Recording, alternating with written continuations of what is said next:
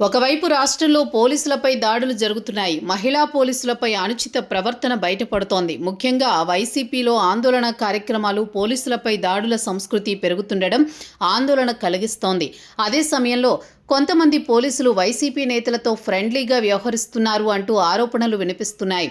ఇటువంటి తరుణంలో Gudivada 1 town SI సత్యనారాయణపై we are వేటు పడింది.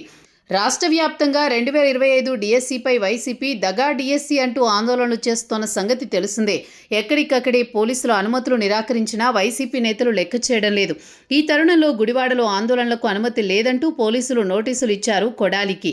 అయినా సరే ఆందోళనలు జరిపారు. దీంతో స్థానిక ఎస్ఐను వీఆర్కు పంపారు ఉన్నతాధికారులు.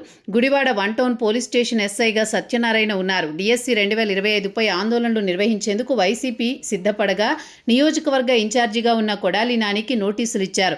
అయితే వైసీపీ శ్రేణులతో ఆందోళనలు జరపడమే కాదు, ప్రభుత్వంపై విమర్శలు చేశారు కొడాలి నాని.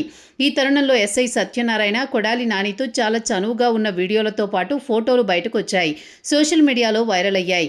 నోటీసులు ఇచ్చే క్రమంలో కొడాలి నానితో అత్యంత సన్నిహితంగా మెలుగుతూ వచ్చారు ఎస్ఐ సత్యనారాయణ. వెంటనే దీనిపై ఉన్నతాధికారులకు ఫిర్యాదులు వెళ్లడంతో ఎస్ఐ సత్యనారాయణను వీఆర్కు పంపిస్తూ ఉన్నతాధికారులు ఉత్తర్వులు జారీ చేశారు.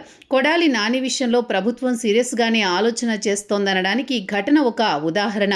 ఒకవైపు పోలీసుల పట్ల అనుచిత ప్రవర్తిస్తున్న వైసీపీకి అదే పోలీస్ శాఖలో కొందరు సహకరించడం ఏంటి అనేది ఇప్పుడు ప్రశ్న.